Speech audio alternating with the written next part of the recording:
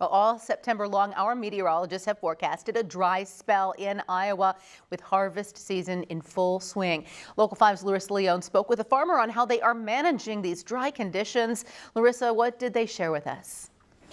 Well, Stephanie, the National Drought Mitigation Center releases the U.S. Drought Monitor map once a week. As of now, most of Iowa sits in the abnormally dry range. We spoke with the local soybean farmer and the Iowa Secretary of Ag on how the lack of rain has impacted this year's harvest and the dangers the dry conditions can bring. The first week of October is here. Temperatures are in the 70s and the sun is shining. A great recipe for farmers to get out in the field.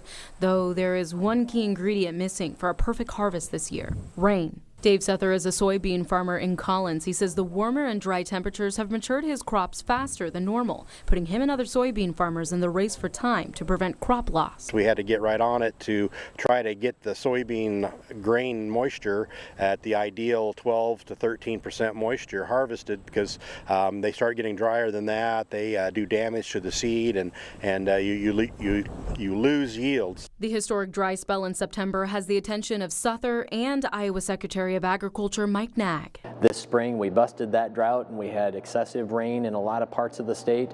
And then, believe it or not, as we have gotten through the growing season and into September, it's now ranks as one of the driest Septembers in our history. Nag and Sether acknowledge the possibility of losing crops, though they also have another big concern. It's awfully dry. When there's wind, you got lots of machinery out. The possibility of field fires is a real threat. And Sether says it doesn't take much to spark a fire. It's been dry so long, any little spark from a rock hitting a moving part on the combine as you're cutting these beans could start a fire. Though Sether says thanks to genetics making the crops more resilient, farmers should be all right this harvest. Farmers like myself just do the best we can and trust the good Lord will give us what we need, and that we can use the wisdom that we have to make the best decisions with what's available. Well, and right now the field fire threat is strong. The state's fire marshal's website shows there are 20 active burn bans across the state right now. Stephanie.